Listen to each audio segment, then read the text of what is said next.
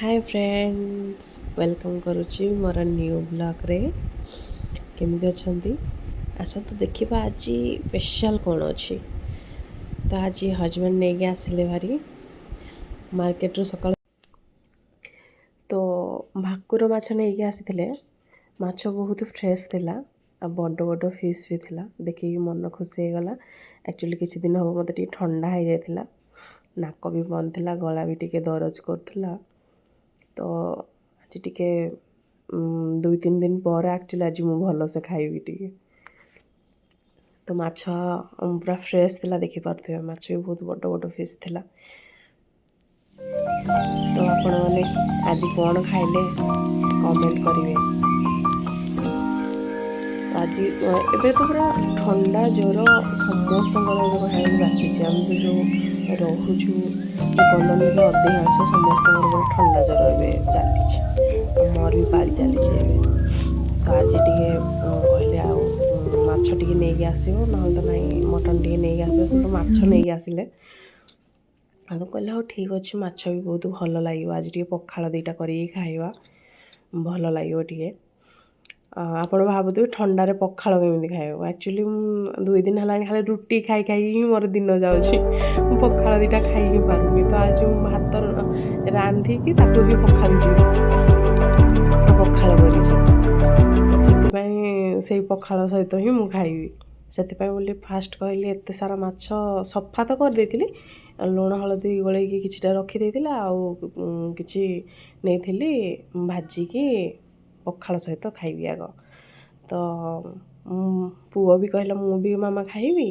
Husband ବି କହିଲେ ଆଚ୍ଛା ଠିକ୍ ଅଛି, ଯଦି ପଖାଳ ଟିକେ କରିବ ତାହେଲେ ମୋ ପାଇଁ ବି କରିଦେବ। ତ ସମସ୍ତଙ୍କ ପାଇଁ ଟିକେ କରିନେଲି। ମୁଁ ଏଠି ଥାଳି ଘୋଡ଼େଇ ଦେଉଥିଲି ଏଇଥିପାଇଁ ନା କ୍ୟାମେରା ଉପରକୁ ଚାଲି ଯାଉଥିଲା, ଧୂଆଁ ଚାଲି ଯାଉଥିଲା। ତ ସେଥିପାଇଁ କ୍ୟାମେରା ଠିକ୍ ସେ ଦେଖାଯାଉନଥିଲା। ସେଥିପାଇଁ ମୁଁ ଥାଳି ଘୋଡ଼େଇ ଘୋଡ଼େଇ କରୁଥିଲି। ପୁଅ ବି ଆଣି ଟିକେ ବଦମାସି କରୁଥିଲା। ଆଜି ଏଇଠି କହିଲା ପଖାଳ ଖାଇବା ପାଇଁ। ପଖାଳ ଖାଇବା ପୂର୍ବରୁ ସେ ଆଗୁଆ ହିଁ ବସି ପଡ଼ିଥିଲା। ପଖାଳ ଦେଖିକି ପୁରା ଖୁସି ହେଇଗଲେ। ମାଛ ଭଜା ତ ପଖାଳ ଖାଇ ପିଇକି ସାରି ଆର ସବୁ ଯେତିକ ମାଛ ଥିଲା ସବୁ ଭଲ ଭାବେ ଛଣାଛଣି କରିଦେଲି। ଆଉ ତା ଆଗରୁ ଭିଜେଇକି ରଖିଦେଇଥିଲି ପୋସ୍ତ ଆଉ ସୋରିଷ। ଧଳା ସୋରିଷ ସରିଯାଇଥିଲା, ତ କଳା ସୋରିଷ ଆଉ ପୋସ୍ତ ହିଁ ମୁଁ ରଖିଦେଇଥିଲି ଭିଜେଇକି। ତ ମୁଁ ଫାଷ୍ଟ ପିଆଜ ନେଇକି ଭାଜି ନେଲି। ଭାଜି ନେଇକି ମସଲା ଏପଟେ ପୁଣି ରେଡ଼ି ବି କରୁଥିଲି। ଏଠି ମୋର ଜଲ୍ଦି ଏଇ ମିକ୍ସରରେ ନା ବହୁତ ଜଲ୍ଦି ମିକ୍ସ ହେଇଯାଏ। ଗ୍ରାଇଣ୍ଡିଙ୍ଗ ବହୁତ ଜଲ୍ଦି ହେଇଯାଏ, ବହୁତ ଫାଇନ୍ ପୁରା ଗ୍ରାଇଣ୍ଡିଙ୍ଗ ହୁଏ। ତ ସେଥିପାଇଁ ବୋଲି ମୁଁ ଏପଟେ ପିଆଜ ଭାଜୁ ଭାଜୁ ମୋର ଗ୍ରାଇଣ୍ଡିଙ୍ଗ ପୁରା ହେଇଗଲା। ତ ପିଆଜ ଭାଜି ସାରିଲା ପରେ ଟମାଟୋଟା ବି ସେଇ ପିଆଜରେ ମୁଁ ଆଉ ଟିକେ ଭାଜି ନେଲି। କାରଣ ସେ ମସଲାରେ ଟମାଟୋଟା ପକାଇଲେ ନା ମୋତେ ଯେମିତି ଲାଗେ ସେଟା ଗୋଟା ଗୋଟା ରହିଲା କରିକି। ତ ମୁଁ ସେଥିପାଇଁ ତେଲରେ ହିଁ ସବୁବେଳେ ଭାଜିନିଏ। ଟମାଟୋରୁ ପାଣି ମରିଗଲାଣି, ଏବେ ମସଲା ପକାଇବି। ମୁଁ ଅଳ୍ପ ଟିକେ ମସଲା ରଖିଥିଲି, ମୁଣ୍ଡ ଦେଖିକି ମୋତେ ବହୁତ ଲୋଭ ଲାଗିଥିଲା। ମୁଁ ଭାବିଲି ଟିକେ ମୁଢ଼ି ଘାଣ୍ଟ କରିବି ବୋଲି, ତ ଅଳ୍ପ ଟିକେ ମସଲା ମୁଁ ରଖିନେଇଥିଲି। ମୁଢ଼ି ଘାଣ୍ଟର ଦେଖେଇ ପାରିଲିନି, ମୁଁ ସେଇଟା ବହୁତ ଜଲ୍ଦିରେ କରିଦେଲି।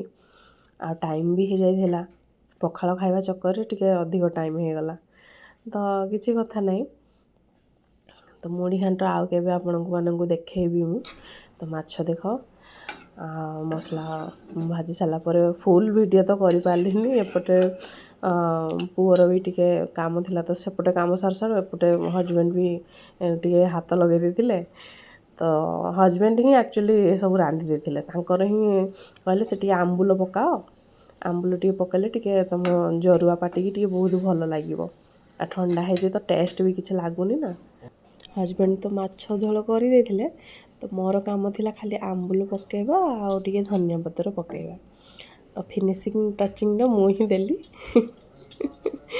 ତ ଦେଖିପାରୁଥିବେ ତରକାରୀ ବହୁତ ଦେଖିବା ପାଇଁ ସୁନ୍ଦର, ଯେମିତି ଟେଷ୍ଟ ବି ବହୁତ ହି ବଢ଼ିଆ ଥିଲା। ଆଉ ଏପଟେ ଲଞ୍ଚ ଆମର ରେଡ଼ି ହେଇଯାଇଥିଲା। ଏଠି ମୁଢ଼ି ଘାଣ୍ଟ ଆଉ ତା ସାଙ୍ଗକୁ ମାଛ ଝୋଳ। ତ ଏଇଠି ଦେଖିପାରୁଥିବେ ମୋ ପୁଅ ଆଗୁଆ ବସି ସାରିଲାଣି ଖାଇବା ପାଇଁ। ସେ ତା କୁନି କୁନି ହାତରେ ନିଜ ହାତରେ ସେ ଖାଇ ଜାଣେ ନା, ଖାଲି ଏପଟ ସେପଟ କରୁଥିଲା ଭାତ। ତ ମୁଁ ଆସିଲାକୁ ତାକୁ ତ ଆଜିର ଘଟଣାଟି ତ ଏମିତି ଘଟିଗଲା। ଆପଣଙ୍କୁ ପସନ୍ଦ ଆସିଥିଲେ ଲାଇକ୍ କରିବେ, ସେୟାର କରିବେ ଆଉ ବେଲ୍ ଆଇକନ୍ ଟିକେ ଦବାଇ ଦେବେ।